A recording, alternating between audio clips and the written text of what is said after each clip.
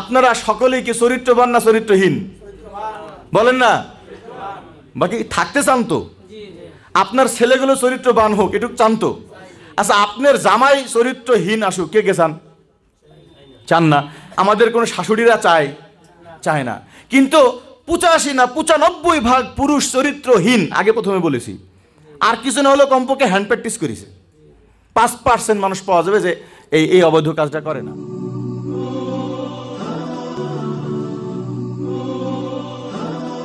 আর সবথেকে বড় দুঃখের বিষয়, আমি গতকালকে থেকে ভাবতেছি, আর ভাবতেছি এই জন্যই যে আমাদের বললাম যে হুজুর আমাদের দেশের মেয়েরা রাজি না একাধিক বিবাহ করতে, কিন্তু ছেলেরা রাজি। কিন্তু আমি যখন থেকে ফর্ম পুরা করা শুরু করছি তো দেখছি যে আমাদের এখানে মহিলা সদস্য বেশি কিন্তু পুরুষ সদস্য কম।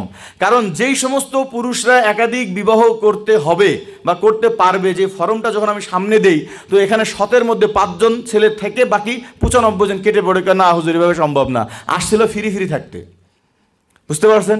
বিয়ে করবে হক আদায় করবে না, বিয়ে করবে গোপনে রাখবে, বড় বউকে হাইলাইট করে বেড়াবে, আর ছোট বউকে জীবনেও পরিচিত করবে না। একদিন মারা যাবে, ছোট বউ যখন বলবে যে আমি তো ওনার স্ত্রী, তখন সবাই মিলে ছোট বউকে বলে তুই কবে স্ত্রী হলি? কেন আপনি স্ত্রী হলে কেন জানাবেন না? হুজুর সমস্যা কি? সমস্যা আমার স্ত্রী তো মারামারি করবে, গ্যাঞ্জাম করবে। তা আপনার কাজ করার দরকার কি? যে স্ত্রীকে তো ভয় পান আপনি, এক স্ত্রীর গ্যাঞ্জামের ভয়ে আর এক স্ত্রীকে কি করতেছেন? আর এক স্ত্রীকে বঞ্চিত করতেছেন। বিশ্বাস করবেন না, অনেকে আপনারা বলেন যে হুজুর আমরা বললেই আপনি কেন মাসনা ঠিক করে দেন না। ভাই, মাসনা করা এত সহজ কিছু না, আবার খুব সহজ। শুধু পার্থক্য হলো কি জানেন? পার্থক্যটা হলো টিউব দিয়ে সাইকেল চালানো সহজ না টায়ার দিয়ে? টিউব দিয়ে তো অনেক সফট, কিন্তু সাইকেল চালান 1 কিলো যাবে না, আধা কিলোর ভিতরে 5-7 বার লিক হবে। কিন্তু যদি টায়ার লাগায় চালান হবে না। তো হয় কি, আমাদের সমাজ এবং আমরা পরিচালিত হই নরম কোমল টিউব নারীদের মাধ্যমে।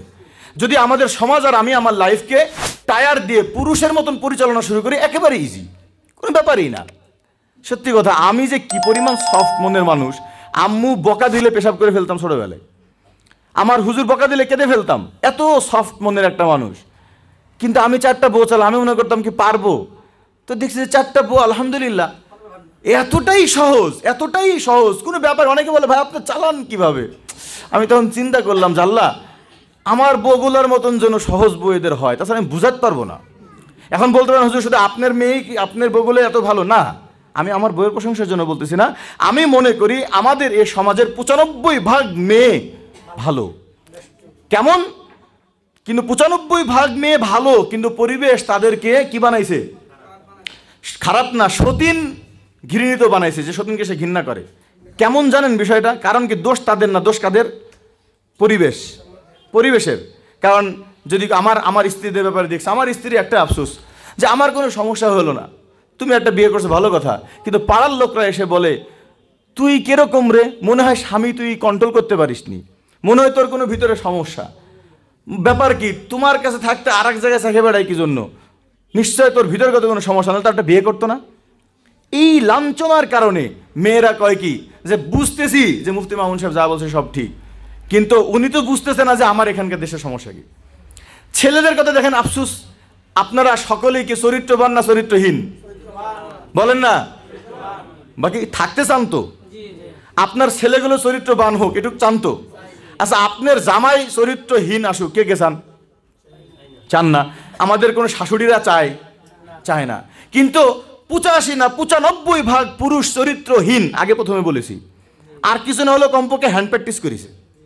5% মানুষ পাওয়া যাবে যে এই অবৈধ কাজটা করে না। আরে আল্লাহ, চিন্তা করে দেখেন, আমি নিয়াত করেছি যে আমি আমার ছেলেকে 8 বছর বয়সে বলবো। কত বছর বয়সে?